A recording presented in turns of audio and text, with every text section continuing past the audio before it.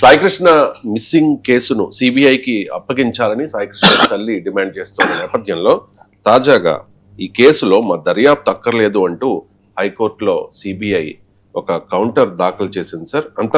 అంతర్జాతీయ సంబంధాలపై ప్రభావం చూపేంత కేసు కాదు ఇది. ఇప్పటికే ఐజీ పర్యవేక్షణలో సిట్టు విచారణ చేస్తోంది. మాకు బదిలీ చేయాలని భావిస్తే సిబ్బంది సహకారం అందించేలా ఆదేశించండి అంటూ హైకోర్టులో సిబిఐ కౌంటర్ దాఖలు చేసింది. సిబిఐ కౌంటర్ మీద మీ కామెంట్స్? కేంద్రంలో ఎన్డీఏ ఉంది, రాష్ట్రంలో ఉంది, మరి సిబ్బంది సహకారం ఎందుకు చేయాలని డౌట్ వచ్చింది సిబిఐకి. నా ప్రశ్న, మీకు అంతర్వేది రక్తం దగ్ధం కేసు సిబిఐకి అప్పచెప్పారు, అది అంతర్రాష్ట్ర సమస్యనా? అంతర్రాష్ట్ర సంబంధాల పైన ప్రభావం చూపుతుందా? మీకు వివేక హత్య కేసు సిబిఐకి అప్పచెప్పారు, అది అంతర్రాష్ట్ర ముఠా చేసిన హత్యనా? చెప్పండి, టీడీపీ వాళ్ళు చెప్పాలి. ఇది వివేక హత్య పులివెందుల్లో జరగలేదు, దీని కుట్ర ఇది అంతర్రాష్ట్ర కుట్ర, లేదా అంతర్రాష్ట్ర సంబంధాలు కర్ణాటక, ఆంధ్రప్రదేశ్ లేదా ఆంధ్రప్రదేశ్ తెలంగాణ రాష్ట్రాల సంబంధాలు ఎఫెక్ట్ చేసే హత్యనా? మరి వివేక హత్య సిబిఐ ఎందుకు టేకప్ చేసింది? దీనికి రీజనింగ్ ఉండాలి కదా. మరి కాళేశ్వరం కేసు అంతర్రాష్ట్ర సమస్యనా? సిబిఐ టేకప్ చేసింది కదా. మీకు నాకు గుర్తులేదు, జగన్మోహన్ రెడ్డి పైన కోడికత్తి కేసు అంటారు, అది కూడా సిబిఐకి వెళ్ళినట్టుంది కదా, చెక్ చేయాలి అది. బట్ ఇవన్నీ అయితే వెళ్ళాయి కదా మనకు, వివేక హత్య కేసు, అంతర్వేది కేసు, ఇవన్నీ కూడా సిబిఐ లిస్ట్ ఆఫ్ కేసెస్ ఒకసారి గూగుల్లో కొట్టండి.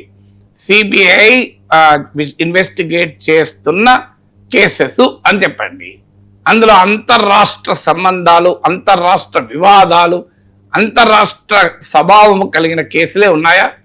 మరి లేనప్పుడు ఒక్క సాయి కృష్ణ కేసులోనే సిబిఐ ఈ వైఖరి ఎందుకు తీసుకుంటోంది? దీనికి రీజన్ ఏంటి? సో ఎందుకు తీసుకుంటోంది అనే ప్రశ్న ఉత్పన్నమవుతుందా లేదా? సిబిఐ ఎందుకు వెనకాడుతుంది అని.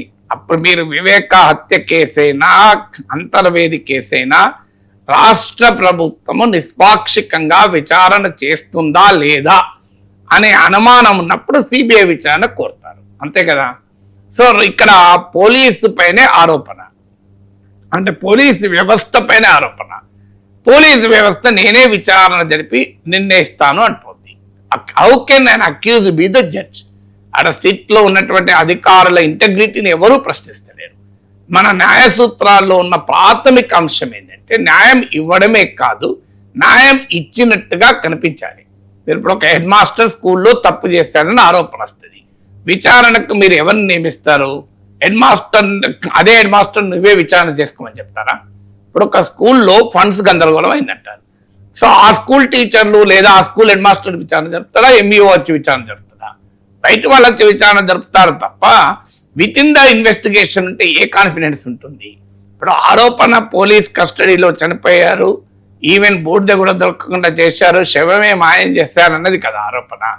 ఆ పోలీసు వ్యవస్థ పైనే అనుమానాలు, ఆరోపణలు ఉన్నప్పుడు పోలీసు వ్యవస్థ మేము విచారణ జరిపి మేమే నిర్ణయిస్తాము అంటే ఎక్కడో ఒక చోట పెద్ద తలకాయల్ని రక్షించే పని జరుగుతుంది, సాక్ష్యాధారాలను సరిగా చూడనే అనుమానం కలుగుతుంది కదా.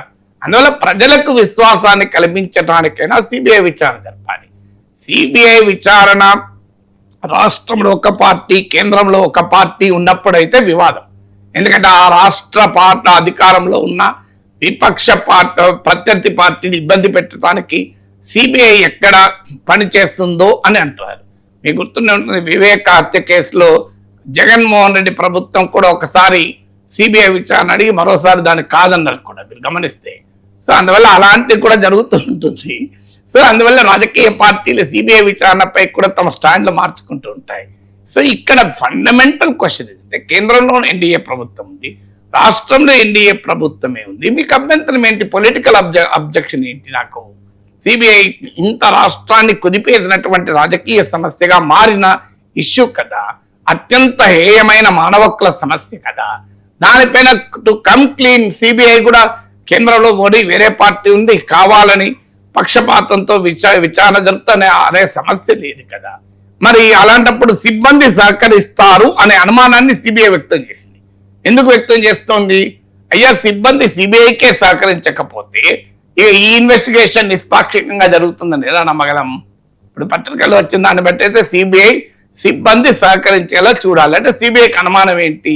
సిబ్బంది సహకరించరు. ఎవరు సిబ్బంది? పోలీస్ సిబ్బంది. పోలీస్ సిబ్బంది సిబిఐకే సహకరించినప్పుడు ఇక సిట్ ఇన్వెస్టిగేషన్ లో తేలుతుందా అనే ప్రశ్నకు ఆన్సర్ ఉండాలి కదా. ఎస్